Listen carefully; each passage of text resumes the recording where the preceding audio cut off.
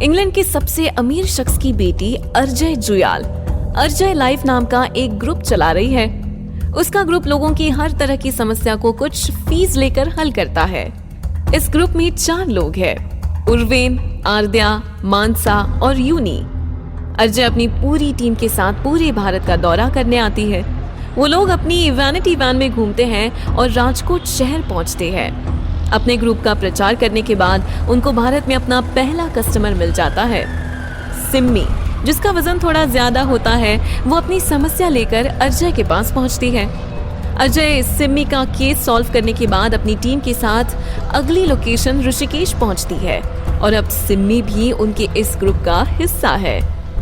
ऋषिकेश में अजय की मुलाकात होती है समय से। समय एक जासूस है और हिमालय में पारिजात पत्थर को ढूंढने आया है। क्या अजय समय की इसमें मदद कर पाएगी? क्या अजय की जिंदगी में कोई बड़ा रोमांच आने वाला है? क्या है पारस पत्थर की सच्चाई? जानने के लिए सुने कहानी ए जिंदगी, सिर्फ प्रतिलिपि एफएम पर।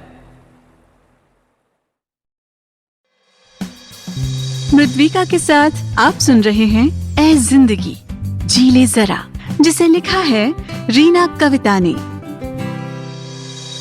सदियों से पारस पत्थर की खोज चल रही है। एक ऐसा पत्थर जिसके छूते ही हर चीज सोना बन जाती है। सदियों पहले पारस पत्थर का एक टुकड़ा हिमालय की पहाड़ियों में कहीं गिर गया था, जिसे आज भी इंसान ढूंढ रहे हैं। जिसे ढूंढते हुए पता नहीं कितने ही लोगों ने अपनी जान गंवा दी। कहा जाता है जैसे पारस पत्थर में छूते ही चीजों को सोना बनाने की ताकत थी, उसी तरह उसका ये टूटा हुआ टुकड़ा अपार शक्तियों का मालिक है, जिसमें से एक शक्ति इच्छा पूर्ति की भी है। इस टुकड़े की रक्षा खुद भगवान शिव करते हैं। ऐसी मान्यता है कि ये पत्थर का टुकड़ा जिस किसी के भी पास होगा, उसे मानवता को बचाने के लिए खुद भोलेनाथ ने चुना होगा। उसी के पास इस पत्थर के टुकड़े की शक्तियों का इस्तेमाल करने की ताकत होगी। कहा जाता है वो पारस पत्थर का टुकड़ा इतना ताकतवर है कि वो सबको मनचाहा रूप और रंग दे सकता है। वो टुकड़ा जिस किसी के पास भी होगा, उसकी हर इच्छा पूरी होगी। वो जो चाहता है उसे मिलेगा। इस पारस पत्थर के टुकड़े को हम इंसानों की दुनिया में पारिजात नाम दिया। ये नाम हम इंसानों ने पारिजात वृक्ष से लिया। कहा जाता है कि पारिजात वृक्ष एक कल्प वृक्ष है, जिसके नीचे बैठ कोई भी मनोकामना मांगी जाए तो वो पूरी होती है। पर इस बात का अब तक कोई प्रमाण नहीं मिला है। पारिजात पत्थर के बारे में ये भी मान्यता है कि इस पत्थर का इस्तेमाल सिर्फ वही कर सकता है जो इस पत्थर और इन शक्तियों का उत्तराधिकारी है। ये पत्थर खुद अपना उत्तराधिकारी चुनता है। सिर्फ वही इंसान जो दिल से सच्चा होगा, जिसने आज तक कोई पाप नहीं किया होगा, उसे ही मानवता की रक्षा के लिए चुना जाएगा। और ये टुकड़ा हमेशा हमेशा के लिए खुद को उस इंसान को सौंप देगा। पर उससे पहले ये खुद उस इंसान की परीक्षा लेगा, ये जानने के लिए कि वो इंसान इन शक्तियों को संभाल भी पाएगा या नहीं।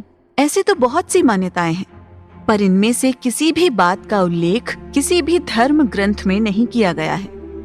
आज भी ये सब बातें सिर्फ मात्र कहानियां बनकर रह गई हैं। कहा जाता है कि जो भी इस पारिजात पत्थर का वारिस होगा, उसके शरीर के एक हिस्से पर सोने से लिखा ओम का निशान होगा, जो कि जन्म से मृत्यु तक उसके साथ रहेगा। पर आज तक ऐसा कोई मिला नहीं, इसलिए इसे एक अफवाह ही माना गया। इंसानों ने कई बार हिमालय पर चढ़ने का प्रयास किया, पर असफल रहे। सिर्फ मान्यता है कि यह पत्थर हिमालय की किसी चोटी पर अभी भी है, पर असल में कोई नहीं जानता ये पत्थर कहाँ है और कैसा दिखता है। फिर भी कुछ इंसान लोगों की बातों और कहानियों पर विश्वास कर हर सदी में इस पत्थर तक पहुंचने के प्रयास करते रहते हैं। हालांकि पारिजात पत्थर तक आज तक कोई भी नहीं पहुंच पाया है, फिर भी प्रयास जारी है। सुबह का समय था। गुजरात राजकोट में एक मोटी सी लड़की अपना वजन कम करने के लिए पार्क में दौड़ लगा रही थी।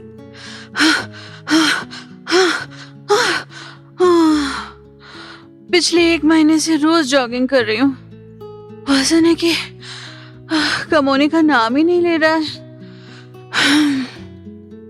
वो वहीं थक कर बेंच पर बैठ गई। हाय, कितनी मेहनत कर ली ना आज, पतली तो हो ही जाऊंगी। तभी एक हैंडसम सा लड़का अच्छी खासी बॉडी के साथ पार्क में दौड़ता हुआ आया। एकाएक सभी लड़कियों की नजर उस पर चली गई, जिसमें वो मोटी लड़की भी थी। हाय, कितना हैंडसम है। बात करूं क्या जाकर? क्यूट सी तो हूं ही, बस थोड़ी मोटी हूं, हो जाऊंगी पतली। वैसे भी मैं इसी के लिए तो रोज आती हूँ जॉगिंग के बहाने। शायद किसी दिन देख ले मुझे और मेरे प्यार में दीवाना हो जाए। सिमी ने शर्माते हुए अपने दांतों तले उंगली दबा ली। ये सिमी है। ऐसे तो ये थोड़ी ही मोटी है, दिखने में ठीक ठाक है, पर बाकी लड़कियों की तरह स्लिम ट्रिम ना होने की वजह से सिमी को काफी परेशानियां झेलनी पड़ती हैं। सिमी बड़े प्यार से मुस्कुराते हुए उस लड़के को देख ही रही थी कि थोड़ी ही देर में एक हॉट स्लिम ट्रिम लड़की उस लड़के के सामने आ गई। वो लड़का मुस्कुरा दिया। मोनी ने उस लड़के के गले में अपना हाथ डाला। ये देख सिमी को बिल्कुल अच्छा नहीं लगा। उसने अपना मुंह बना लिया। पता नहीं क्या है इस मोनी में, जो महेश इसके पीछे घूमता रहता है। मोनी ने एक नजर उस लड़की पर डाली। महेश, यू नो ना, काफी लड़कियों की नजर तुम पर रहती है, खासकर कुछ पांडा। महेश और मोनी सिमी को देख हंसने लगे। सिमी की आंखें नम हो गईं। वो वहां से चुपचाप जाने लगी, और कर भी कह सकती थी। थोड़ी देर और रुकती तो पार्क में खड़े लोग भी मोनी के साथ उसका मजाक उड़ाते, उस पर हंसते। महेश ने कहा, ध्यान से। महेश ने सिमी को तेजी से जाते हुए देखा। मोना महेश को घूरने लगी। सिमी के चेहरे पर स्माइल आ गई। वो पलटी। उसे लगा कि महेश उसकी फिक्र कर रहा है। महेश उसकी तरफ बढ़ा तो सिमी की तो जैसे सांसें ही थम गई। उसे काफी अच्छा लग रहा था और साथ ही शर्म भी बहुत आ रही थी। महेश ने सामने पड़े पत्थर पर हाथ फेरते हुए कहा, अभी तुम पर बुलडोजर चढ़ जाता। बचा लिया मैंने तुम्हें। थोड़ा देखकर चला करो। तुम्हारे वजन से इस पत्थर का क्या हाल होता, मैं तो सोच भी नहीं सकता। महेश ने सिमी का मजाक उड़ाते हुए कहा। मोना और महेश एक बार फिर हंसने लगे। मोना ने कहा, चल यार, यहाँ रहे तो तुझे किसी न किसी पांडा की नजर तो लग ही जाएगी। मोना ने सिमी की तरफ देखते हुए कहा। दोनों हंसते हुए वहां से निकल गए। सिमी का तो जैसे दिल ही टूट गया। वो वहां से रोते हुए चली गई। उसने कभी नहीं सोचा था कि महेश उसका मजाक उड़ाएगा। अभी भी उसे लग रहा था कि महेश ने मोना के बहकावे में आकर ऐसा किया। सिमी वहां से निकल सड़क के किनारे खड़ी हो रोने लगी। रोते हुए वो अपने आप से ही बातें किए जा रही थी। मैं इतनी मोटी क्यों? सब मेरा मजाक उड़ाते हैं। घर जाओ तो फिर मम्मी मेरे खाने पीने को लेकर ताने मारती रहती है।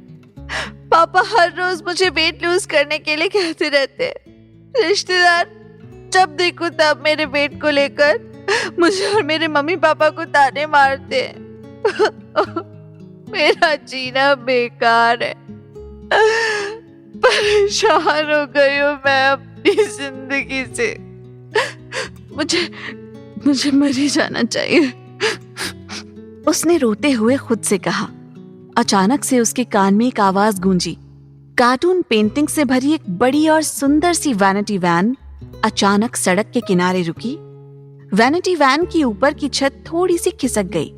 उसमें से एक पतला सा घुंघराले बालों वाला लड़का स्पीकर और माइक पकड़े बाहर आया। दिखने में वो लड़का काफी समझदार लग रहा था। सुनो भाइयों और बहनों, आपके शहर में हमारे आरजे आपकी हर समस्या का समाधान देने आ चुके हैं। सिर्फ 2 दिन है आपके पास। अपनी हर समस्या आरजे को बताइए। ये हमारा आज तक का रिकॉर्ड रहा है कि हमने किसी को भी अपने ऑफिस से दुखी मन से नहीं लौटाया है। गर्लफ्रेंड या बॉयफ्रेंड चाहिए, अपने रूप रंग से हैं परेशान, लोग करते हैं परेशान, किसी को सबक सिखाना है। अब लाइफ में नो टेंशन, नो प्रॉब्लम्स, क्योंकि आपकी हर समस्या का समाधान आरजे लाइफ में मिलेगा। ये नाम सुनते ही वहां एक एक कर भीड़ इकट्ठी होने लगी। सिमी ने भी मुस्कुराते हुए अपने आंसू पोंछ लिए। उस लड़के ने अपना गला खखारा।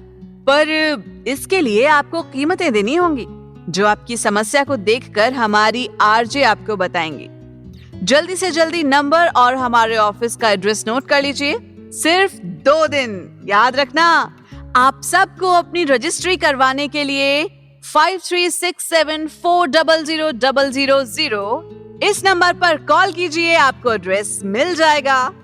ये मेरी गारंटी है, आप आएंगे जरूर अपनी तकलीफें लेकर, पर जाएंगे सिर्फ चेहरे पर स्माइल लेकर। पर एक चेतावनी है, आरजे सिर्फ उन्हीं की मदद करते हैं जो उन्हें सही लगते हैं। आरजे को झूठे लोग बिल्कुल पसंद नहीं, तो कृपया उनके सामने किसी तरह का झूठ न बोलें, नहीं तो अपने नुकसान के जिम्मेदार आप खुद होंगे। धन्यवाद। उस लड़के ने मुस्कुराते हुए अपने हाथ जोड़ लिए। उस लड़की ने जल्दी से नंबर नोट कर लिया। वो घुंघराले बालों वाला लड़का अपनी वैनिटी वैन में वापस चला गया। वैनिटी वैन आगे बढ़ गई। इसी के साथ एक गाना बज उठा।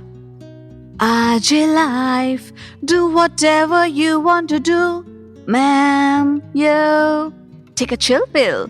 Who? I'm with you. Ooh, yahoo, yahoo, hoo, yahoo, yahoo. RJ life, hoo, no tension. Say no to problems. Ooh, yahoo. Just dance. Just sing. No tension, because we are with you. Don't get upset. We are here for you. RJ life. Yo. वो vanity van एक पुराने office के सामने रुकी। दिखने में पुराना लग रहा था। आरजे ने इस ऑफिस को 2 दिन के लिए किराए पर लिया है। ऐसे तो वो ऑफिस काफी छोटा था, पर आरजे के लिए काफी था। उस ऑफिस के बाहर एक बड़ा सा बोर्ड लगा है, जिसके आगे बड़े बड़े अक्षरों में आरजे लाइफ लिखा गया था, जो कि खुद आरजे ने ही लगाया था। इस बोर्ड को वो हमेशा अपने पास रखती है, ताकि अगला ठिकाना जहाँ भी बनाए वहाँ ये बोर्ड लगाकर अपना टेम्पररी ऑफिस खोल सके। उस वैनिटी वैन से उस घुंघराले बालों वाले लड़के के अलावा एक लड़का और 2 लड़कियां बाहर आईं, और वो चारों ऑफिस के अंदर चले गए। ऑफिस के अंदर से कुछ आवाजें आ रही थी, जो कि शायद आरजे का केबिन था। उस घुंघराले बालों वाले लड़के ने सबको रोक लिया। अभी आरजे का मस्ती टाइम है, कोई बीच में नहीं बोलेगा। लड़की ने अपने कानों पर हाथ रखते हुए कहा। उर्विन, आरजे जितना बुरा गाती है ना, मैं बता नहीं सकती। उर्विन ने कहा। यूनी, ये उनका टाइम है। अर्क ने कहा। सुनना तो हमें पड़ता है ना, मानसा बोली, और फिर तारीफ भी करनी पड़ती है। काश बस एक बार उसे बोल पाऊं कि वो इस दुनिया में सबसे ज्यादा घटिया गाती है, शांति मिल जाएगी दिल को। केबिन से आ रही आवाजें अब और तेज हो गई थीं। चारों ने अपने कान पर हाथ रख लिया। कैसे बचे इस टॉर्चर से, सब एक साथ चिल्लाए। अजीनो शान शहंशाह, याहू वे, अजीनो, अजीनो, अजीनो, याहू। हाँ, मैं पागल हूँ। हाँ, मैं पागल हूँ, मैं पागल हूँ। कोई तो रोक लो मुझे, कहीं मैं गिर ना जाऊं। कोई तो टोक लो मुझे, कहीं मैं फिसल ना जाऊं। मैं हूँ दुनिया की शहजादी, मुझसे बड़ा ना कोई। जो सुमिरन दिल से करे, हम उसी की होए। आरजे को गाना बहुत पसंद था, पर वो गाती अपनी मर्जी से ही थी। हालांकि गाते वक्त उसकी आवाज इतनी सुरीली नहीं थी। शायद बहुत बुरा गाती है आरजे। यूनी ने कहा। माँ बहन एक कर रही है, गाना नहीं आता तो गाती क्यों है यार? उर्विन बोला। गाली नहीं, कितनी बार समझाया तुम्हें? यूनी ने अपने कान में रुई ठूंस ली। अभी अपना सॉन्ग आएगी, सबसे अलग वाला जिसका कोई अर्थ नहीं है, समझ से ऊपर, और मैं अपने सिर में दर्द नहीं करना चाहती। मानसा ने कहा। पता नहीं ये तीसरी दुनिया के इतने अजीब अजीब सॉन्ग कहाँ से लेकर आती है। अर्क बोला। जहां से भी लाती है हमारी समझ के बाहर है। इतना कहे उसने मानसा और उर्वेन की तरफ रुई बढ़ाकर अपने कान में भी रुई ठूंस ली। तभी अचानक केबिन का दरवाजा फटाक से खुला। एक 23-24 साल की लड़की बाहर आई। हाई नेक मोटी सी स्वेटर और जीन्स, बाल सिर्फ गर्दन तक, सामान्य कदकाठी, आंखों में एक अलग ही गहराई, जैसे बहुत से राज छुपे हों, चेहरे पर मुस्कान जो कभी गायब नहीं होती। क्या बात है, कान में रुई डाल लोगे तो क्या सोचते हो बच जाओगे? चलो रुइयां निकालो और मेरा गाना सुनो। आरजे ने बाहर आके कहा। किसी को भी आरजे की आवाज नहीं सुनाई दी, तो आरजे ने आगे बढ़ उर्वेन के कान की रुई निकाल सबको रुई निकालने का इशारा किया। सबके मुंह बन गए और बेमन से कानों से रुइयां निकाल दी। आरजे के चेहरे पर एक बड़ी सी स्माइल आ गई। तो अब मैं गाती हूँ, तुम लोग सुनो और तारीफ करना। हाँ, सबने मुंह बंद कर हाँ में सिर हिला दिया। उनके पास अब कोई और रास्ता ही नहीं था। आरजे ने अपने कान पर हाथ रखा और सुर लगाते हुए चिल्लाने लगी, सपने मेरे, मस्ती की लाइफ जीना मुझे हर पल, मस्ती में यहाँ सुन लो मुझे, आरजे की लाइफ चाहिए सबको, आरजे हूँ मैं, हर एक की प्रॉब्लम्स का हल हूँ मैं, आरजे हूँ मैं, दुनिया में एक सबसे अनोखी मैं हूँ आरजे। आरजे, कोई भी हो प्रॉब्लम आइए ना मेरे पास, मैं हूँ ना, कर दूंगी सबकी जिंदगी में त्रास, आरजे हूँ मैं। वाह वाह वाह, आरजे ने खुद की ही तारीफ करते हुए कहा। आरजे इतना बुरा गा रही थी कि चीजें अपने आप गिरकर टूटने लगी। उर्वेन, यूनी, मानसा और अर्घ मुश्किल से खड़े रह पा रहे थे। आरजे ने मुस्कुराते हुए बड़ी बड़ी आंखों से उन सब की तरफ देखा। चलो अब तुम सबकी बारी, मुझे खुश करो ताकि तुम सबके आने वाले खुशहाल जीवन में कोई परेशानी ना आए। अर्घ ने लंबी सांस ली। वो कुछ बोलने की हालत में ही नहीं था। उसने अपना हाथ दिखा, कमाल, अंगूठे और उंगली को जोड़ उसके गाने की तारीफ की। सबने वैसे ही किया। आरजे खुश हो गई। हाय, मैं कितना अच्छा गाती हूँ, चलो इसी बात पर हंस दो। सबने झूठी स्माइल की। वो सब इस समय किसी कठपुतली की तरह लग रहे थे जिसे आरजे अपनी उंगलियों पर नचा रही थी। मानसा ने धीरे से अर्घ के कान में कहा, हमारा टाइटल सॉन्ग आरजे's लाइफ इसी ने तो लिखा है। सच में इतना बकवास सॉन्ग है, लोग हंसते होंगे हम पर इसे वो तारीफ लगती है। अब हम कर भी क्या सकते हैं। आरजे ने तिरछी निगाहों से मानसा की तरफ देखा। आज कोई केस आया या फिर आज मुझे तुम सबकी बकवास सुनकर ही अपना काम चलाना पड़ेगा? उर्वेन बोला, हमने हमारी कंपनी का प्रमोशन तो कर दिया है, पर ये गुजरात में हमारा पहला केस है। यहाँ हमें लोग उतना नहीं जानते और हमारी कंपनी इंग्लैंड में है। विदेशों में ही हमें ज्यादा लोग जानते हैं। तुम्हें नहीं लगता हमें यहाँ कम से कम 1 महीना रुकना चाहिए? मुझे तो समझ नहीं आता, अपना अच्छा खासा घर और कंपनी छोड़ तुम्हें इंडिया में क्या करना है? मानसा बोली, और साथ में हमें भी घसीट लाई, हमारी लाइफ में बची खुची सुख शांति छीनने के लिए। आरजे ने उसे घूरा तो वो चुप हो गई। अर्घ बोला, यहाँ अब तक हम सिर्फ 5 राज्यों के एक प्रसिद्ध शहर में घूमे हैं और वहां भी सिर्फ 2 ही दिन रुके हैं। यूनी ने कहा, मैं अब थक गई हूँ आरजे, प्लीज हम पर थोड़ा रहम करो। हम इंग्लैंड वापस चलते हैं यार, हमारी कितनी मजे की लाइफ थी वहां। तुम्हारे मॉम डैड भी तो तुम्हारा इंतजार कर रहे हैं वहां।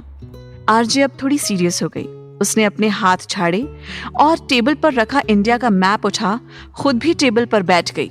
अब बकवास का टाइम ओवर, चुपचाप सब कान खोलकर मेरी बात सुनो। मानसा ने आलस भरे लहजे में कहा, अब तक वही तो कर रहे हैं। आरजे ने उसे घूरा तो उसके साथ साथ सब सीधे खड़े हो गए। आरजे ने एक पेंसिल से उन 5 राज्यों पर निशान लगाए जहां अब तक उन्होंने केस सॉल्व किए थे। महाराष्ट्र, पश्चिम बंगाल, राजस्थान, आंध्र प्रदेश और केरल। हम अब तक इन राज्यों में घूम चुके हैं। कल जाने से पहले हम डिसाइड करेंगे कि हमारी आरजे लाइफ कंपनी कहाँ ट्रांसफर होगी। मुझे कोई बहस नहीं चाहिए, सब तैयार रहो। यूनी और मानसा थककर जमीन पर बैठ गई। यूनी ने कहा, गधा मजदूरी करवा रही हो तुम हम सबसे। आरजे ने उसकी बात बिल्कुल इग्नोर कर दी। तभी एक पतला सा लड़का अंदर आया। उसे देख के लग रहा था जैसे कई जन्मों से भूखा है। उसकी हड्डियां उसके शरीर से बाहर झांक रही थीं और उसका मुंह बिल्कुल पिचक गया था। आरजे टेबल से उतर गई। उसने उर्वेन को क्लाइंट संभालने का इशारा किया और अपने कैबिन की तरफ चली गई। उर्वेन उस आदमी की तरफ बढ़ गया। रुको भाई, कहाँ जा रहे हो? आदमी ने अपने बाल बिखरा दिए। आरजे जी से मिलने। यूनी बोली, आरजे से मिलना है तो पहले बाल सही करो। आरजे को बिखरी हुई चीजें पसंद नहीं। हालांकि वो खुद चीजों को बिखेरना पसंद करती है, पर उसके सामने कोई और करे उसे बर्दाश्त नहीं। मानसा ने अपने हाथ फोल्ड किए और उस आदमी को ऊपर से नीचे तक स्कैन करने लगी। बीवी से परेशान हो? आदमी ने अपने बाल सही किए। उसकी आंखों में चमक आ गई। हाँ, आपको कैसे पता? अर्क बोला, हमें सब पता है। सीधे अंदर जाओ, आरजे तुम्हें कैबिन में मिलेगी। उर्वेन बोला, और प्लीज कोई ऐसी हरकत मत करना कि उसे गुस्सा आ जाए। इस पर मानसा बोली, अगर गलती हो भी जाए तो वो तुम्हें 5 मिनट का समय देगी। बहुत हंस हंस कर बातें करेगी तुमसे। इसका मतलब तुमसे कोई गलती हो गई है, बिना कोई सवाल किए माफी मांग लेना। वो आदमी ये सब सुन काफी डर गया था। बड़ी मुश्किल से खुद को मजबूत बना आरजे के कैबिन में आया। आरजे रोलिंग चेयर पर बैठी घूम रही थी। जैसे ही वो आदमी अंदर आया, आरजे ने अपनी चेयर वहीं रोक ली। आदमी डरते हुए उसके सामने वाली चेयर पर बैठ गया। आरजे ने उसके माथे पर झलकती पसीने की बूंदों को नोटिस किया। डरने की जरूरत नहीं है, इतना कह उसने एसी का टेम्परेचर बढ़ा दिया। लो, पानी पियो। उस आदमी को अब थोड़ी शांति मिली। एक ही सांस में उसने सारा पानी खत्म कर दिया। धन्यवाद। आरजे अब पहले से ज्यादा सीरियस लग रही थी। अब बताओ प्रॉब्लम क्या है? पहले तो अपना नाम बताओ। उस आदमी ने थूक गटका। मेरा नाम राजा है। मैं भावनगर का रहने वाला हूं। 1 साल पहले मेरी शादी सुशीला से हुई थी। मुझे तो वो पहली नजर में ही भा गई थी। सुशीला बहुत सुंदर थी।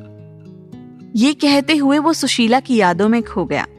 आरजे ने राजा को टेढ़ी नजरों से घूरा और उसकी आंखों के सामने चुटकी बजा दी। राजा अपने ख्यालों से बाहर आया। राजा शर्म के मारे हंस दिया। हाँ, माफ करना, मेरी सुशीला सच में बहुत सुंदर थी। आरजे ने अंगड़ाई ली। तुम बोलो। मुझे एक जगह बैठकर काम करना बिल्कुल पसंद नहीं है, तो मैं थोड़ा घूम लेती हूँ। बोलो। आरजे खड़े होकर पूरे कैबिन में अंगड़ाई लेते कूदते कैबिन में रखी हुई चीजों के साथ छेड़छाड़ करते हुए घूमने लगी। राजा ने एक और ग्लास पानी पिया। मैडम। ये सुनते ही आरजे रुक गई। मुझे मैडम नहीं, आरजे बुलाओ, वही मेरी पहचान है। इतना कह वो फिर से घूमने लगी। राजा बोला, हाँ, हमारी शादी के दिन मुझे पता चला कि मेरे माँ बाप ने सुशीला के परिवार से दहेज के रूप में बहुत सारे पैसे और एक कार ली है, जिसकी वजह से सुशीला के पापा कर्जे में डूब गए और हमारी शादी के दूसरे दिन अपना घर बार सब बेच उन्होंने वो कर्जा उतार तो दिया, पर वो सब सड़क पर आ गए। तो मेरी बीवी सुशीला उन्हें हमारे घर ले आई। ये बात मेरे माँ बाप को पसंद नहीं आई, पर मेरे समझाने पर वो मान गए थे। पर उसके बाद सुशीला हर रोज मुझे और मेरे माँ बाप को मारती पीटती थी, घर के सारे काम करवाती थी। मेरे माँ बाप सुशीला से परेशान हो अपने गांव चले गए। मैंने सोचा अब वो मुझे परेशान करना बंद कर देगी, पर उसके बाद तो सुशीला और उसका पूरा परिवार मुझसे नौकरों की तरह बर्ताव करने लगा। मैं जो भी कमा कर लाता वो मुझसे सब छीन लेती, घर के सारे काम करवाती। अगर काम ना करने के लिए कहूँ तो अपने माँ बाप के साथ मिलकर मुझे पीटती है। कई बार तो खाने को भी नहीं देती। मैंने पुलिस में जाने की धमकी दी तो सुशीला ने खुद को चोट पहुंचाई और मुझ पर घरेलू हिंसा का केस डाल दिया। पूरे सप्ताह मुझे जेल में रखा, तब जाकर उसने केस वापस लिया। मेरी जिंदगी झंड कर रखी है सुशीला ने। अब आप ही कुछ कर सकते हैं। सुना है आप विदेश से आए हैं, हम जैसे दुखियारों की मदद करते हैं।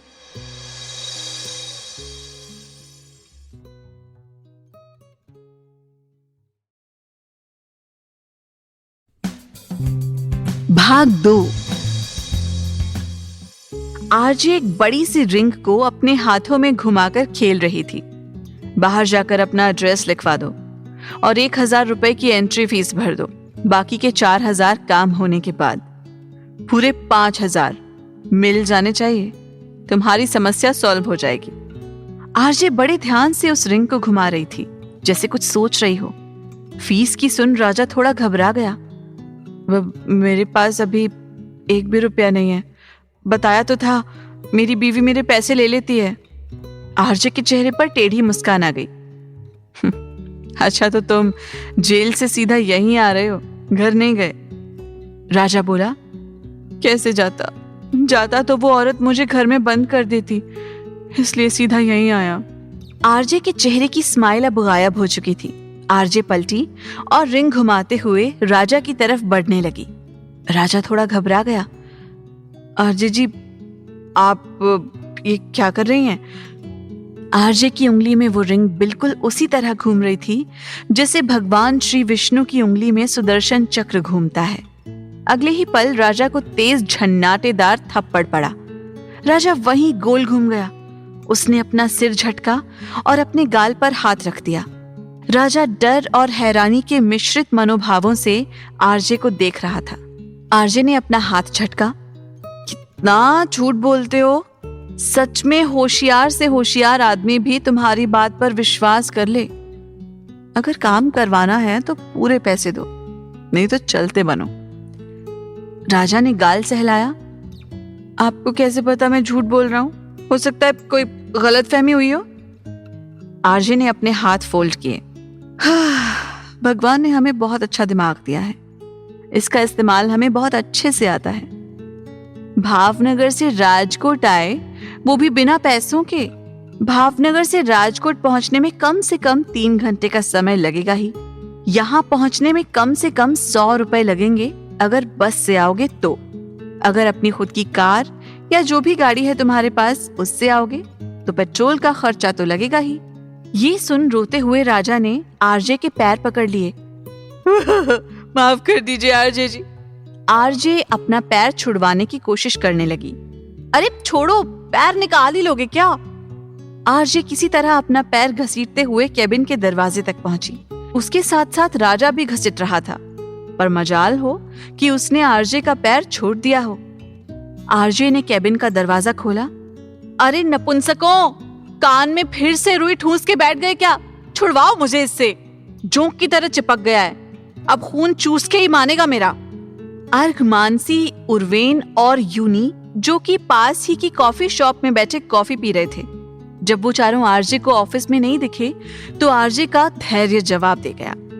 आरजे ने अपने कान बंद कर लिए और अपनी पूरी ताकत से चिल्लाई, कहाँ मर गए सब? उसकी आवाज इतनी तेज थी कि आसपास जितनी भी चीजें थी सब हिलने लगी। कुछ तो टूटकर गिर भी गईं। आरजे की आवाज सुन उर्वेन के हाथ से कॉफी का कप गिर गया, जबकि अर्घ ने डर के मारे कॉफी का कप ही गिरा दिया। मानसी के मुंह से तो सारी कॉफी ही बाहर आ गई। यूनी ने डर के मारे अपने हाथ जोड़ लिए। हे भगवान, आज बचा ले। पूरे कॉफी शॉप में जितने भी लोग थे सब ने अपने कान बंद कर लिए। कौन है ये जो इतना बेसुरा भोंपू बजा रहा है? उनमें से एक ने चिल्लाते हुए कहा। यूनी बोली, भागो यारो, और ज्यादा देर हुई तो यही चिता सज जानी है। सब अपनी कॉफी छोड़ गिरते पड़ते ऑफिस की तरफ भाग खड़े हुए। आरजे ने अपने पैर की तरफ देखा जो राजा ने छोड़ दिया था। वो भी अपने कान बंद कर चिल्ला रहा था। उसके कान से खून बहने लगा था। आरजे बोली, चुप, यहाँ चिल्लाने का हक सिर्फ हमारा है। राजा बिल्कुल चुप हो गया। वो चारों लंबी लंबी सांसें लेते हुए आरजे के सामने आकर अपना सिर झुका खड़े हो गए। आरजे ने अपने हाथ फोल्ड किए। ऑफिस और काम छोड़कर कहाँ गए थे? यूनी ने लड़खड़ाती जुबान से कहा, वो आरजे मैं आरजे ने अपना हाथ दिखा उसे रोक दिया। रहने दो, तुम जब तक बोलोगी तब तक आधी दुनिया खत्म हो जाएगी और मैं इतना इंतजार नहीं कर सकती। इस बार तुम सबको माफ किया, अगली बार ऐसा नहीं होना चाहिए। सबने चैन की सांस ली, जैसे बहुत बड़ा बोझ उनके सिर से हट गया हो। आरजे ने राजा की तरफ देखा। खड़े हो। राजा ने अपने कान पर हाथ रखा। उसे कुछ सुनाई नहीं दे रहा था। आरजे ने उसे उसकी कॉलर पकड़कर खड़ा किया और एक और थप्पड़ जड़ दिया। अब सुनाई दे रहा है? राजा ने अपना कान चेक किया। अब उसे सब साफ साफ सुनाई दे रहा था। आरजे बोली, अब सच सच बताओ, इस बार झूठ बोले तो सच में बहुत मारेंगे तुम्हें। राजा ने गहरी सांस ली। आरजे जी, हमने आधा सच बोला था, पर उसमें आधा झूठ था। असल में दहेज लेने की बात मुझे पता थी और मेरे माँ बाप को घर से बाहर निकाल दिया उस चुड़ैल ने। इस गुस्से में मैंने उसे थप्पड़ जड़ दिया, जिससे उसका सिर टेबल से जा टकराया और उसने मुझ पर घरेलू हिंसा का केस कर दिया। ये बात सच है कि उसने और उसके परिवार ने पूरे घर पर कब्जा जमा लिया है और हमसे घर का सारा काम करवाते हैं। हमारा शरीर देख लो, कैसे सुखाकर हड्डी बना दिया है हमें। पैसे हैं हमारे पास, मैं अपना एक भी रुपया उसे नहीं देता। क्यों दूं? वो मेरे पैसे हैं। मैंने तो बस खुद को बहुत ज्यादा दुखी और बेचारा बताया ताकि आप मेरी मदद करें। मैं नहीं चाहता कि सुशीला के माँ बाप घर पर रहें। उन्हें मेरे घर से बाहर निकालिए। आप जितना बोलेंगी मैं उतना देने के लिए तैयार हूं। आरजे का चेहरा बिल्कुल ही भावहीन हो चला था। 10,000 रुपए जमा करवाओ और 40,000 काम होने के बाद फ्री में हम किसी के लिए कुछ नहीं करते। राजा हैरानी से आरजे की तरफ देखने लगा। पहले तो 5,000 बोले थे और अब? आरजे बोली, तुमने जो ये तमाशा किया है, झूठ बोला है, उसी के पैसे हैं, देने तो होंगे ही, नहीं तो चलते बनो। इतना कहकर आरजे अपने कैबिन में चली गई। मानसा राजा के पास आई। चलो निकालो पैसे।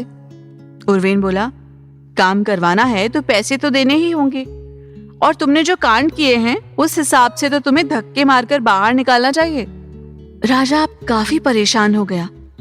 ठीक है, मैं पैसे जमा करवा दूंगा, पर मेरे सास ससुर मेरे घर में नहीं दिखने चाहिए। अर्घ बोला, ये सब आरजे डिसाइड करेगी, कौन जाएगा कौन नहीं ये हम डिसाइड नहीं करेंगे। यूनी बोली, तुम सिर्फ पैसे दो। राजा ने अपना दिल कड़ा कर 10,000 रुपए निकाल उर्वेन के हाथ में रख दिए और वहां से चला गया। मानसा वहीं चेयर पर बैठ गई। कोई ढंग का केस क्यों नहीं आ रहा जिसे सॉल्व करने में हमें भी मजा आए। आरजे अपने कैबिन में बैठी कुछ सोच रही थी, तभी उसके फोन पर उसकी मॉम का कॉल आया। आरजे ने कॉल उठा लिया। I miss you mom. RJ की मॉम अरुणा ने अपने आंसू पोंछ कहा, मुझे भी तेरी बहुत याद आती है, पर तू कब आ रही है? तेरे डैड भी तुझे बहुत याद करते हैं। छोड़ ना अपनी जिद, अब वापस आ जा। कब तक हम सबसे दूर रहेगी? आरजे की आंखें नम हो गईं। नो मॉम, जब तक मुझे अपने सवालों के जवाब नहीं मिल जाते मैं वापस नहीं आऊंगी। आप और डैड अपना ख्याल रखना। इतना कह आरजे ने कॉल डिस्कनेक्ट कर दिया और एसी को हाई टेम्परेचर पर कर अपनी आंखें बंद कर ली।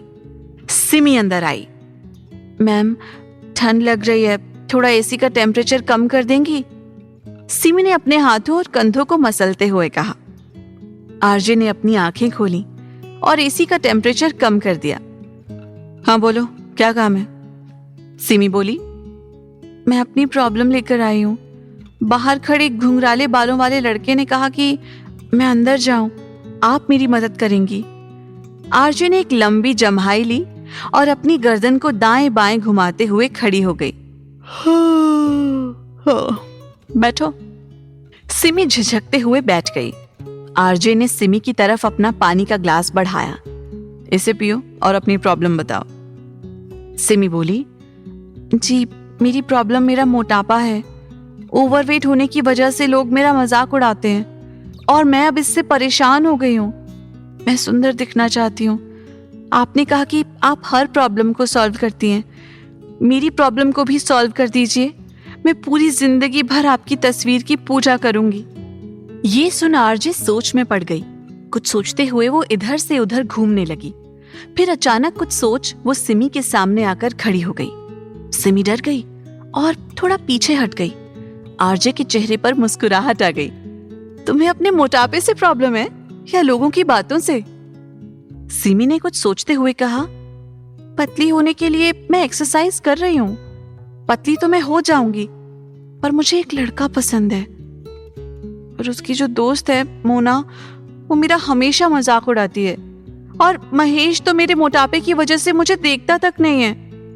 मेरे घर वाले मेरे मोटापे को लेकर बहुत परेशान रहते हैं और रिश्तेदार जब देखो तब मेरे मोटापे की वजह से मुझे और मेरे मम्मी पापा को ताने मारते हैं। मैं क्या करूं?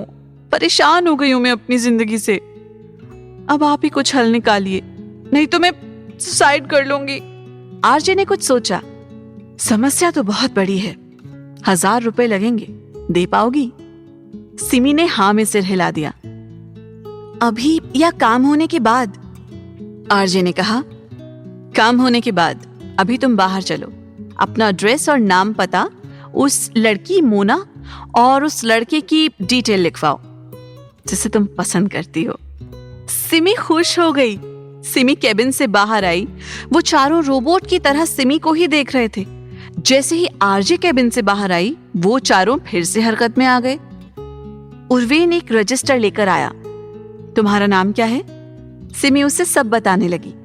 आरजे ने मानसा, यूनी और अर्क को पास आने का इशारा किया और खुद केबिन के अंदर चली गई। वो तीनों उसके पीछे पीछे केबिन में आ गए। आरजे उन तीनों के सामने खड़ी थी। महेश और मोना को यहाँ लेकर आओ, मुझे कल यहाँ से निकलना है। इससे पहले ये केस सॉल्व हो जाना चाहिए। और वो राजा का केस, उसे भी जाने से पहले सॉल्व करना है। एक बार राजा के पड़ोसियों से पूछ लो कि आखिर माजरा क्या है। तीनों ने हाँ में सिर हिलाया और वहां से चले गए। आरजे सोफे पर लेट गई। उसने केबिन को अच्छे से लॉक किया और अपनी हाई नेक स्वेटर निकाल दी। उसके नीचे उसने high neck full sleeve T shirt पहन रखी थी।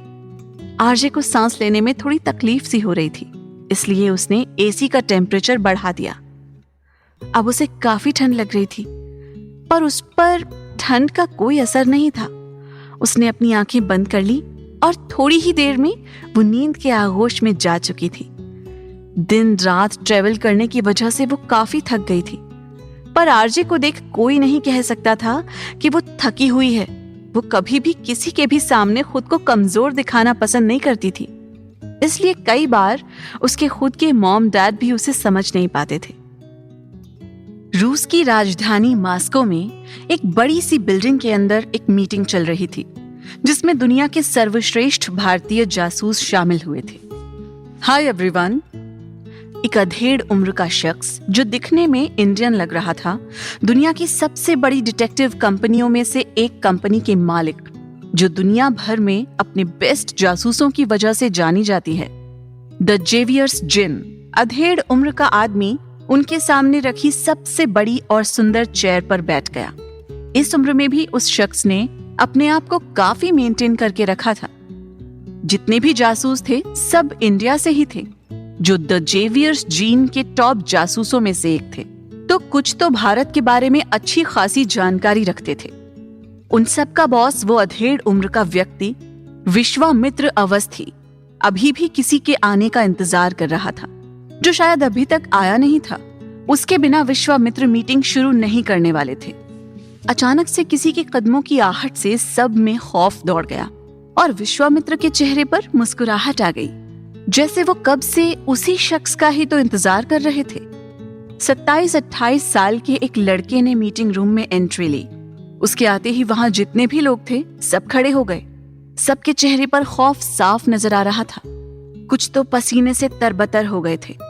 उनमें से जिन्हें उस लड़के के बारे में जानकारी नहीं थी, वो उससे मिलने के लिए बेताब थे। गहरी नीली आंखें, चेहरे पर एक अलग ही तेज और साथ ही खड़ूसपन साफ झलक रहा था। अच्छी खासी हाइट और बॉडी, दिखने में एक आकर्षक युवक, पर पता नहीं क्यों सब उससे डरते हैं। विश्वामित्र मुस्कुराते हुए उस लड़के की तरफ बढ़े और उसे गले लगाते हुए कहा, मैं तुम्हारा ही इंतजार कर रहा था। समय समय ने एक कोल्ड स्माइल दी। काम की बात करते हैं, काम बोलिए। ये अर्जेंट मीटिंग किस लिए रखवाई आपने? और सिर्फ इंडियंस? ऐसा भी क्या खास है इस मीटिंग में? विश्वामित्र मुस्कुराए। मुझे तुम्हारी यही बात तो सबसे बेस्ट लगती है। तुम किसी भी चीज से ज्यादा अपने काम पर फोकस करते हो, इसलिए तो तुम वर्ल्ड के बेस्ट डिटेक्टिव्स में से एक हो। बैठो, बताता हूं। समय एक खाली चेयर की तरफ बढ़ गया। उस चेयर के आसपास बैठे डिटेक्टिव चेयर से उठ गए। कोई भी समय के आसपास नहीं बैठना चाहता था। किसको पता समय को उनकी किस बात पर गुस्सा आ जाए। कोई भी रिस्क नहीं लेना चाहता था। समय ने सबको इग्नोर किया और अपना ब्लेजर सही करते हुए आराम से चेयर पर बैठ गया। बाकी डिटेक्टिव्स मुंह बनाते हुए दूसरी तरफ जाकर बैठ गए। विश्वामित्र ने एक किताब उठाई जो काफी प्राचीन लग रही थी। उस पर काफी हद तक धूल जम गई थी। उसने धूल झाड़ी, जिसकी वजह से समय को खांसी आ गई। विश्वामित्र बोले, ओह सॉरी समय, मैं तो भूल ही गया था तुम्हें डस्ट से एलर्जी है। समय ने विश्वामित्र को खांसते हुए हाथ दिखाया। आई एम ओके, आप बोलो। इतना कहकर उसने मुंह पर मास्क लगा लिया ताकि डस्ट अंदर न जाए। विश्वामित्र ने सबको बुक के बारे में बताना शुरू किया। ये बुक भारत के उत्तराखंड राज्य के ऋषिकेश में खुदाई के वक्त मिली है। इसमें जो बातें लिखी हैं वो किसी प्राचीन लिपि में लिखी गई हैं, जिसे आज तक सिर्फ एक व्यक्ति पढ़ पाया है, शिवानंद चैटर्जी। उसके कुछ दिनों बाद ही इस बुक को हिंदी में लिख उसने अपनी बेटी को दे दिया ताकि वो उसे संभाल कर रख सके। पर उसके बाद ये राज किसी और के सामने ना आए, इसलिए उसने आत्महत्या कर ली। आज भी उसकी बेटी को ढूंढा जा रहा है, पर वो कहीं नहीं मिली। समय ने कहा, इसमें ऐसा क्या है जिसके लिए इतनी अर्जेंट मीटिंग बुलानी पड़ी? आप ज्यादा टाइम बर्बाद ना करें, सीधे मुद्दे पर आइए। मुझे लेट हो रहा है, मेरा केस मेरा वेट कर रहा है। सब समय की तरफ देखने लगे। जैसे ही समय ने उन्हें घूरा, सबने अपनी नजरें नीची कर ली। विश्वामित्र हंसे। माना समय किसी के लिए नहीं रुकता, पर थोड़ा तो धैर्य रखो, सब बताऊंगा। पहले पूरी बात सुनो। समय ने एक लंबी गहरी सांस ली और अपने हाथ फोल्ड कर विश्वामित्र को देखने लगा। बोलिए। विश्वामित्र ने यह देख अपना सिर झटका और आगे बोलने लगे।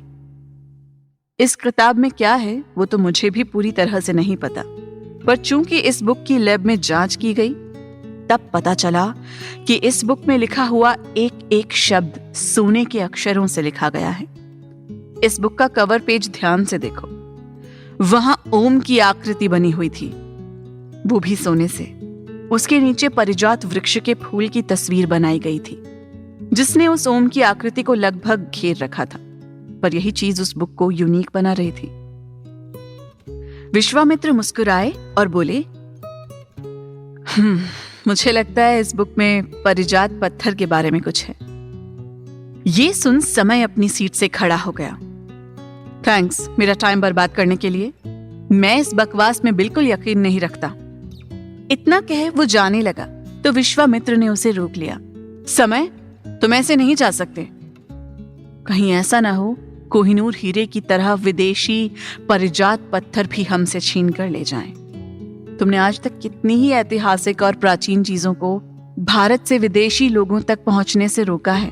परिजात पत्थर भी हमारे देश की धरोहर है, जिसे हमें भारत से बाहर नहीं जाने देना है। कितनी ही विदेशी कंपनियां परिजात पत्थर के पीछे पड़ी हैं। द सॉल्वेंट को ही देख लो, हमारी राइवल कंपनी है, पर उसने अभी से अपने बेस्ट जासूसों को परिजात पत्थर की तलाश में भेज दिया है। समय ने ये सब इग्नोर किया और आगे बढ़ने लगा। अब विश्वामित्र को कुछ सूझ नहीं रहा था कि कैसे समय को रोके। तभी उसे कुछ याद आया। तुम्हारा दुश्मन आयुध, वो भी इसी परिजात पत्थर की तलाश में तुमसे पहले इंडिया जा चुका है। ये सुन समय के कदम वहीं रुक गए। समय तेजी से पलटा और गुस्से में विश्वामित्र के सामने जाकर खड़ा हुआ। मैं तैयार हूं। मुझे किसी भी हालत में आयुध से पहले ये केस सॉल्व करना है, किसी भी हालत में। विश्वामित्र के चेहरे पर स्माइल आ गई। विश्व अच्छे से जानते थे कि समय और आयुध दोनों ही एक दूसरे के बहुत पुराने दुश्मन हैं। एक दूसरे को हराने के लिए ये दोनों कुछ भी कर सकते हैं। किसी भी हद तक जा सकते हैं। इतना कह समय अपनी सीट पर चुपचाप जाकर बैठ गया। विश्वामित्र ने कहा, अब मैं आप सबको पारिजात पत्थर के बारे में थोड़ी सी जानकारी दे देता हूँ। वैसे पारिजात पत्थर के बारे में पूरी जानकारी तो किसी को नहीं है।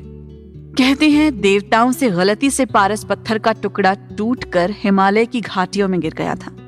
हिमालय को भगवान शिव का घर माना जाता है, तो उस पत्थर को वहीं रहने दिया ताकि वक्त आने पर मानव कल्याण के लिए उस पत्थर का इस्तेमाल किया जा सके।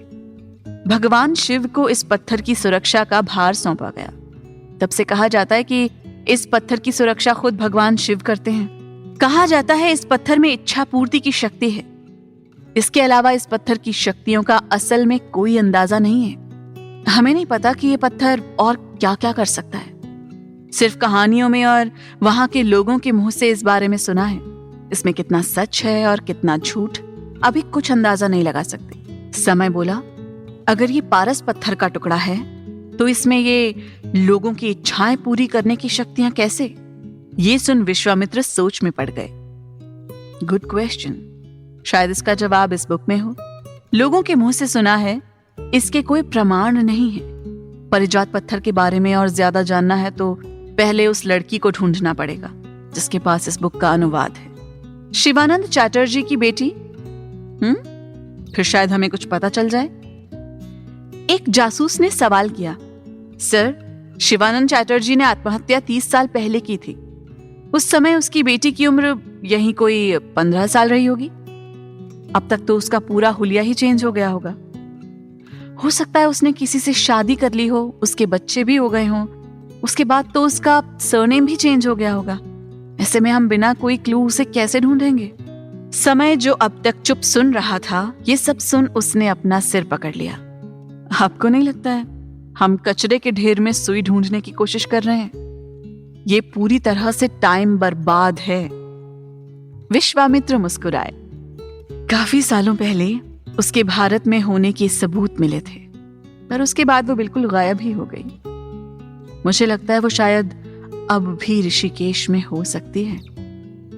समय ने कहा, अगर वो वहां नहीं हुई तो मेरा तो टाइम बर्बाद हो जाएगा ना। विश्वामित्र ने लंबी सांस ली। तुम्हारे माँ बाप ने सच में बहुत सोच समझकर तुम्हारा नाम समय रखा था। पता नहीं उस समय ये नाम ही क्यों दिमाग में आया। समय बोला, ये आप खुद से पूछिए डैड, आपने मेरा ये नाम क्यों रखा? विश्वामित्र ने मुंह बना लिया। यहां मैं तुम्हारा डैड नहीं, बॉस हूं। घर पर तो वैसे भी बॉस तुम ही हो, पर यहां मुझे रिस्पेक्ट देना सीख लो और थोड़ा मुस्कुरा कर बात करो। ऐसा लगता है जैसे किसी मशीन से बात कर रहा हूं, जिसे टाइम के अलावा कुछ दिखता ही नहीं है। समय ने कुछ नहीं बोला, पर उसका चेहरा अब भी पहले के जैसा सीरियस ही था। उसके चेहरे पर किसी तरह की कोई भावनाएं दूर दूर तक नजर नहीं आ रही थी, सिवाय एक के, गुस्सा, जो कि उसके चेहरे पर 24 घंटे रहता था। समय अपनी जगह से खड़ा हो गया। मैं वहां जाऊंगा। मैं अपने साथ सिर्फ एक शख्स को ही लेकर जाऊंगा। वो इनमें से कोई भी हो सकता है, इसलिए तैयार रहे। मुझे लेट लतीफ बिल्कुल पसंद नहीं। ये सुनते ही जैसे सबके शरीर से जान ही निकल गई हो। समय के साथ 1 मिनट भी बिताना किसी टॉर्चर से कम नहीं है। ऊपर से उसके साथ जाना, इंसान मरे ना मरे, पर उसके रूल्स और रेगुलेशंस में दबकर इंसान के जीने की इच्छा जरूर मर जाएगी। ये सोचकर ही सबके पसीने छूटने लगे थे। समय ने सब पर एक नजर डाली और वहां से चला गया।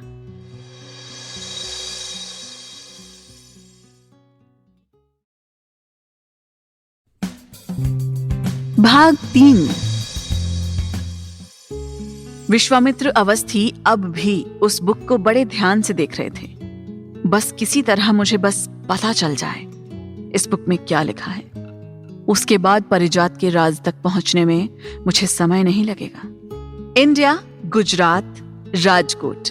आरजे ने अचानक से अपनी आंखें खोली। ये क्या था? फिर वही सपना। सपने में भी सिर्फ वही येलो लाइट। कब मेरा पीछा छूटेगा इससे? कब मिलेंगे मुझे मेरे सवालों के जवाब? आरजे ने पेन किलर की दवाइयां ली और केबिन को अनलॉक कर बाहर आ गई। सामने महेश और मोनी को बांध रखा था। वो दोनों ही बेहोश थे। उसके दूसरी तरफ अपनी नजरें झुकाए सुशीला, उसके माँ बाप और राजा बैठे थे। राजा के माँ बाप को लेकर अर्घ्य अंदर आया।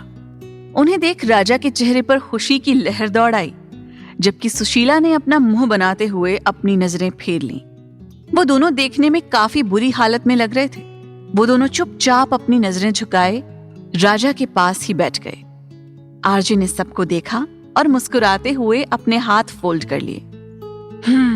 मानसा, बताओ तो इनमें से किसको ऊपर पहुंचाएं? सुशीला को या राजा को या इनके माँ बाप को? ये सुन अर्घ, यूनी, मानसा, उर्वेन मुस्कुरा दिए, जबकि ये सुन सुशीला और राजा की हालत खराब होने लगी थी। राजा तो बिल्कुल हैरान ही था कि आरजे ने उससे पैसे लेने के बाद भी ऐसा कहा। उसके दिमाग ने तो काम करना ही बंद कर दिया था, जबकि आरजे की मुस्कुराहट तो कम होने का नाम ही नहीं ले रही थी, बल्कि और बढ़ती जा रही थी। साथ ही साथ उसके साथियों के चेहरे पर भी खतरनाक वाली स्माइल थी, जिसे देख राजा और सुशीला और ज्यादा डर गए थे। आरजे ने सबको एक कोल्ड स्माइल दी। राजा और सुशीला की तो जैसे जान ही निकल गई। राजा बोला, आरजे जी, आप हमारे साथ धोखा कर रही हैं। आरजे ने एक चेयर खिसकाई और उसके ऊपर खड़ी हो गई। धोखा तो तुम अपनी बीवी के साथ कर रहे हो। कहो तो बता दूं तुम्हारी सच्चाई। सुशीला ने राजा को घूरा।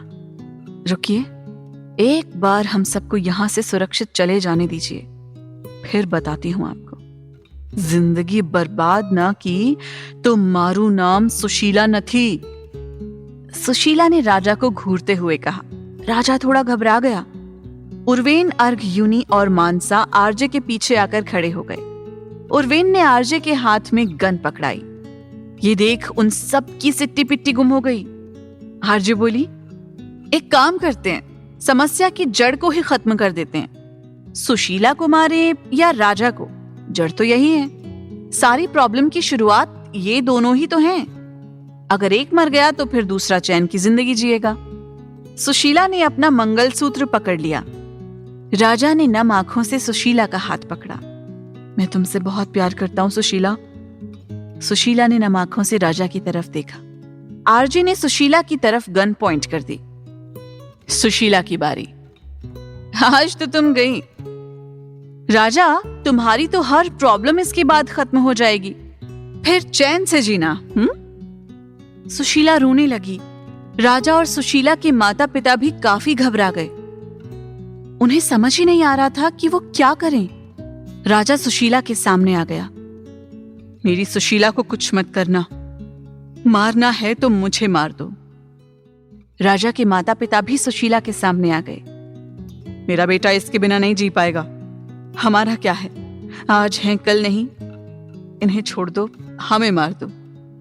सुशीला नम आंखों से राजा और उसके माता पिता की तरफ देखने लगी। आरजे ने गन राजा की तरफ की। ठीक है, तो तुम मरो।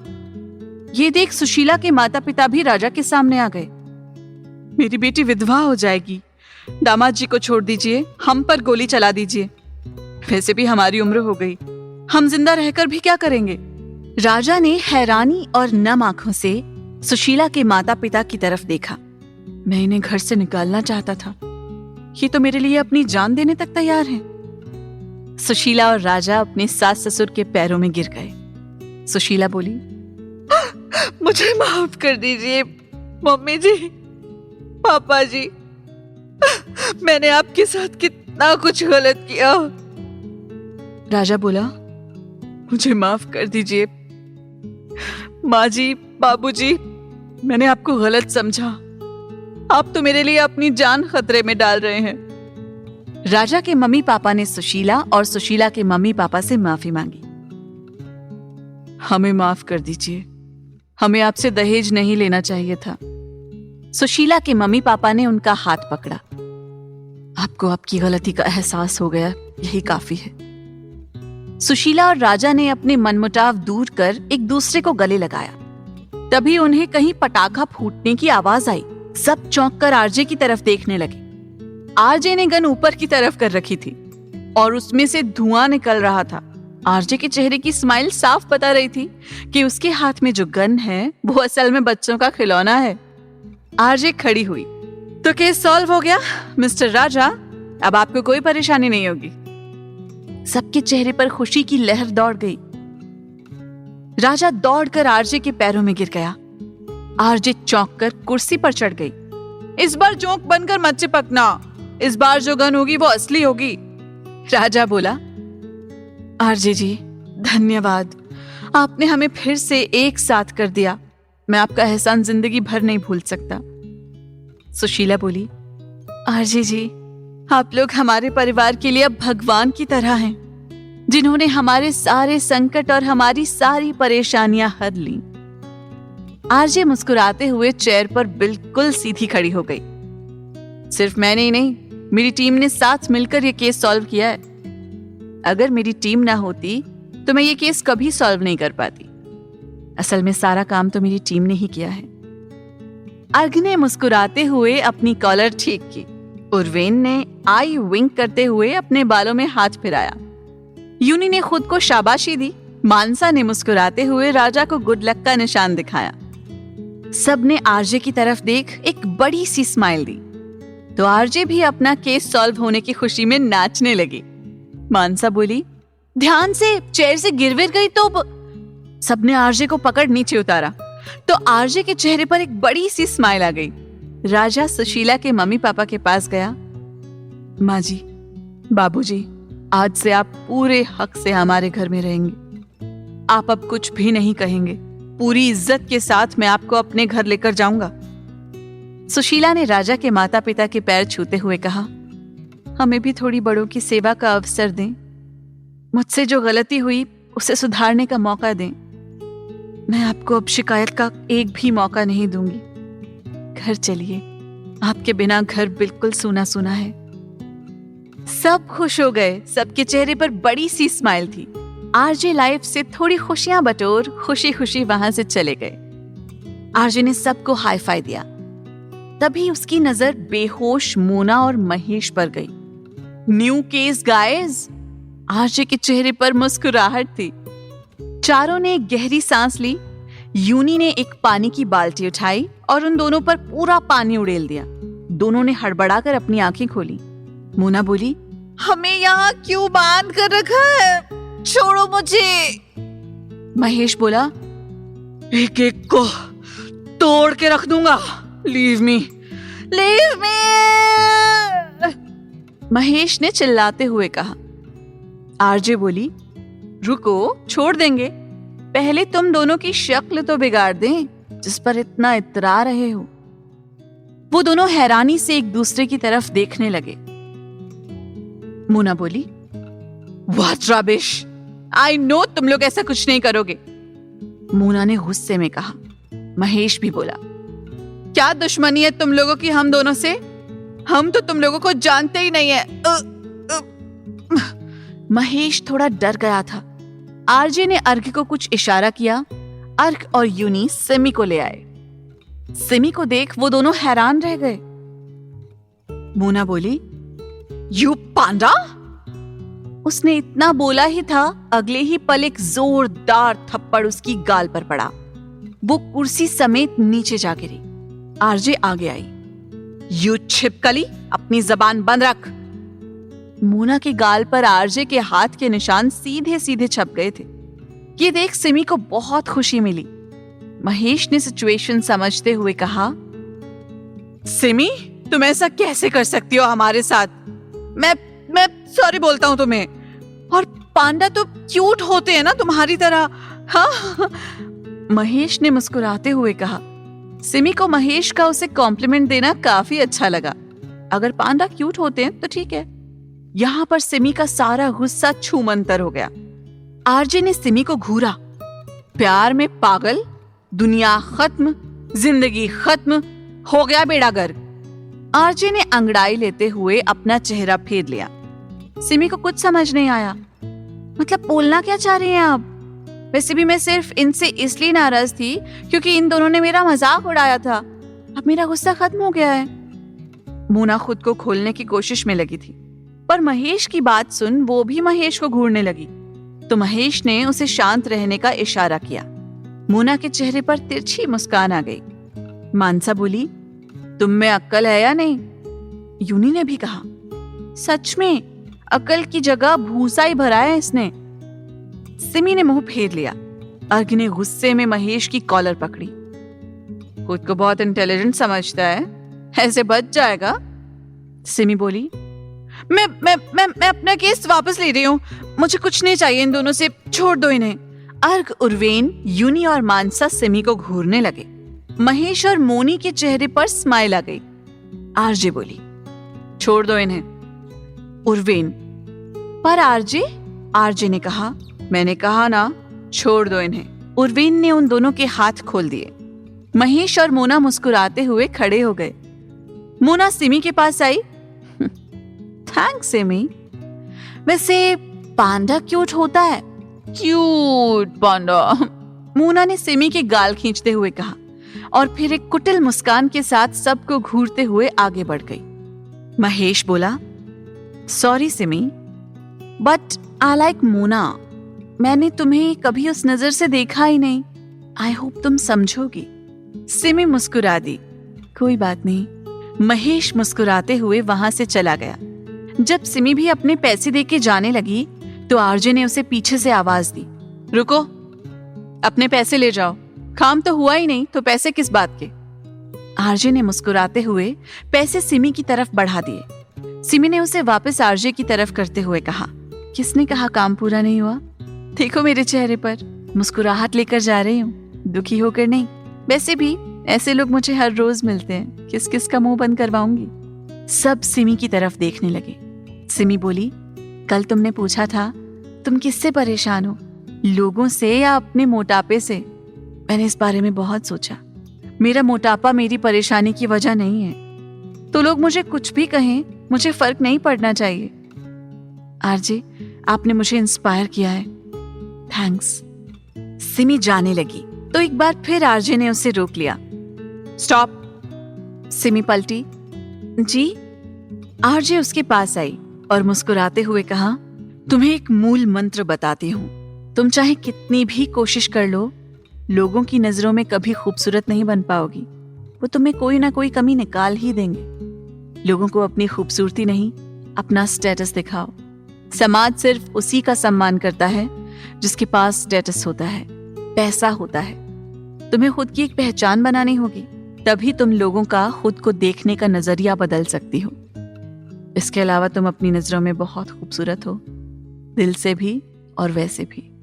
सिमी सोच में पड़ गई, पर अभी तो मैं जॉब ढूंढ रही हूँ, मुझे जॉब मिलेगी तभी तो मेरा स्टेटस बनेगा, लोगों के बीच में मेरी एक पहचान होगी।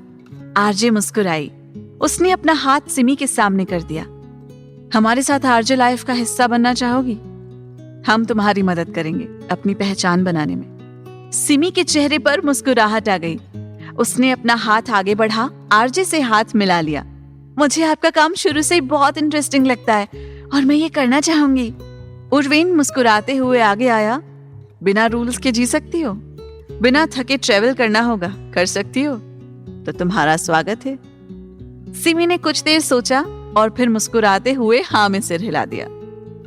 मानसा मुस्कुराते हुए उर्वेन के पास आकर खड़ी हो गई। क्या तुम खुद से पहले आरजे लाइफ के बारे में सोच सकती हो? क्या तुम किसी के चेहरे पर खुशी लाने के लिए कुछ भी करने को तैयार हो? तो मैं स्वागत करती हूँ तुम्हारा आरजे लाइफ में। सिमी ने मुस्कुराते हुए हाँ में सिर हिला दिया। अर्घ चेहरे पर एक बड़ी सी स्माइल लेकर मानसा के पास आकर खड़ा हो गया। क्या तुम हमारी तरह 24 घंटे लोगों की मदद के लिए तैयार हो?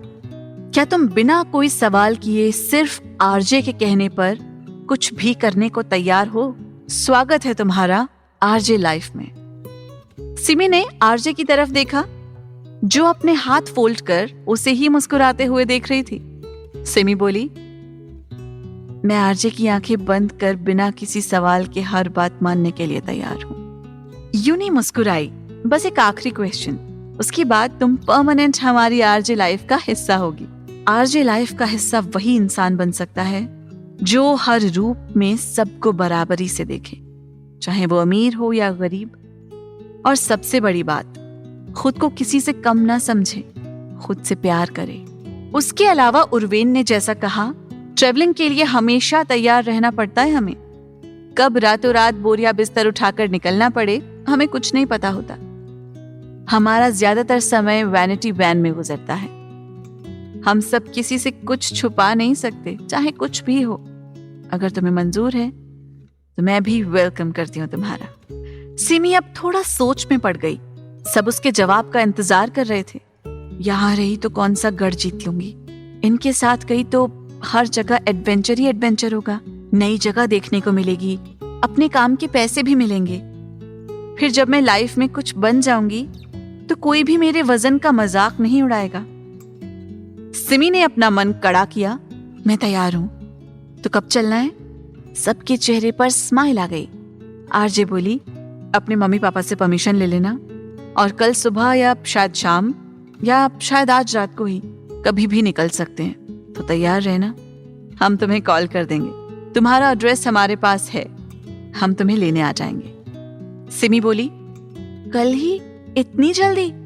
अर्क बोला, कहा था ना, बिना कोई सवाल किए चुपचाप आरजे की बात मान लेना। आरजे जो कहती है वो हमेशा सही ही होता है। सिमी बोली, ओके। इतना कह जल्दी से अपनी पैकिंग करने के लिए सिमी अपने घर चली गई। उर्वेन बोला, अब हम कहाँ जा रहे हैं? सब आरजे की तरफ देखने लगे। आरजे ने फिर से इंडिया का मैप ले लिया। आरजे ने अपनी आंखें बंद की और पूरे मैप पर अपनी उंगलियां घुमाने लगी। उसने अपना हाथ मैप के ऊपर की तरफ साइड में एक कोने पर रखा और धीरे से अपनी आंखें खोली। उसके चेहरे पर मुस्कुराहट तैर गई। हम उत्तराखंड जाएंगे, ऋषिकेश। बहुत नाम सुना है इसका, देख भी लेते हैं। आरजे के साथ साथ सबके चेहरे पर स्माइल आ गई। रूस, मॉस्को, दी एलिजा विला।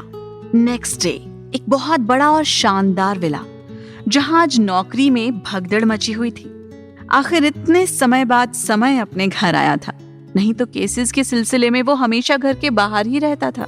समय के विला में प्रवेश करते हुए एक नौकर समय के लिए करेले का जूस लेकर आया, जो कि समय ज्यादातर पीता था। वो नौकर घबरा रहा था। आखिर उसकी एक गलती उसकी नौकरी छीन सकती थी। समय ने जूस लिया और अपने कमरे की तरफ चला गया, जहां विश्वामित्र अवस्थी समय का बैग पैक कर रहे थे। समय बोला, थैंक्स डैड, मैं अभी निकल रहा हूं। समय ने एक ही सांस में करेले का जूस खत्म किया और खाली ग्लास टेबल पर रख दिया। विश्व बोले, इतना कड़वा करेला तुम्हें जरा भी कड़वा नहीं लगा? वैसे सही है, कड़वे लोगों को कड़वी चीजें ही पसंद आती हैं। समय ने अपना बैग लिया। ओह डैड, इट्स नॉट ट्रू। हर एक की अपनी एक अलग पसंद होती है। मुझे करेला पसंद है, ये कोई बहुत बड़ी बात नहीं है। समय जाने लगा तो विश्वा ने उसे आवाज देकर रोक दिया। अपनी मॉम से मिलना भूल गए क्या? समय ने अपने सिर पर हाथ रखा। सॉरी डैड, अभी मिल लेता हूँ। समय एक दीवार पर लगी फोटो की तरफ बढ़ गया।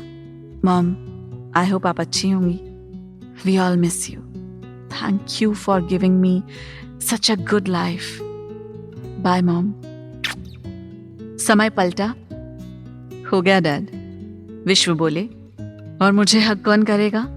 समय बोला, oh dad, you don't need to hug me, but as your wish। समय ने विश्वामित्र को कस के गले लगाया। विश्व बोले, अपना ख्याल रखना, ज्यादा गुस्सा मत करना और अपने पार्टनर को ज्यादा तंग मत करना। नया है बेचारा और तुमने उसे चुना, पर फिर भी थोड़ा कम सख्ती दिखाना। समय ने विश्वामित्र को घूरा। नो डैड, अगर उसने अपना काम सही से नहीं किया तो उसे मेरा गुस्सा भी झेलना होगा। I'll have to leave now। Vishwamitra बोले, ओके, पर फोन करते रहना, ऐसा ना हो तुम मुझे भूल जाओ वहां जाकर। समय ने गहरी सांस ली।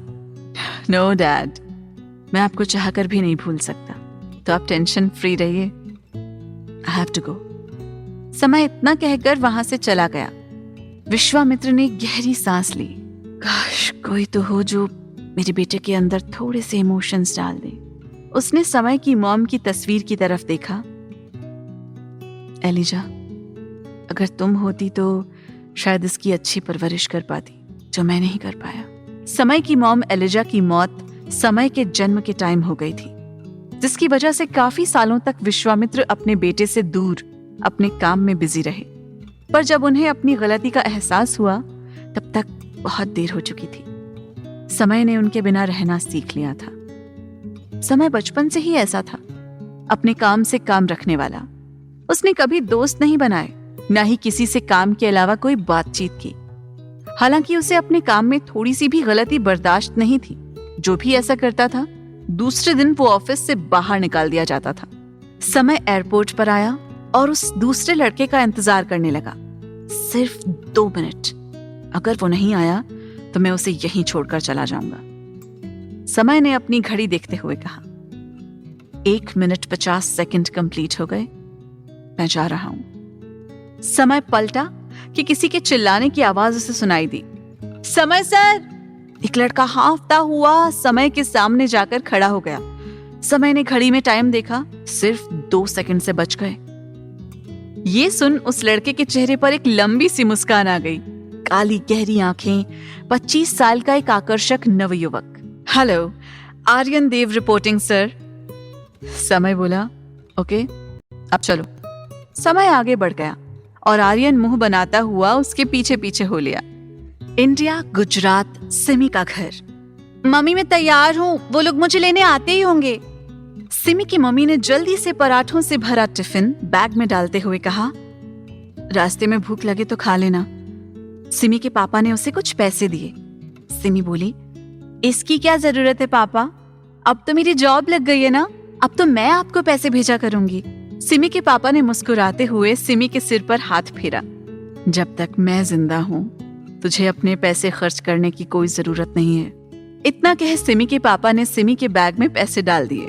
सिमी का भाई बाहर से सिमी के लिए चॉकलेट लेकर आया। ये लो तुम्हारे लिए, अच्छे से खाना, हार चाहिए तो खुद खरीद लेना। ये सुन सिमी ने मुंह बना लिया।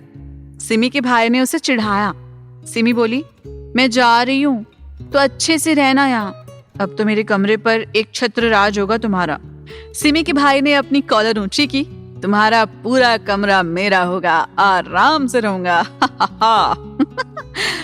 सिमी की माँ ने उसके सिर पर मारा।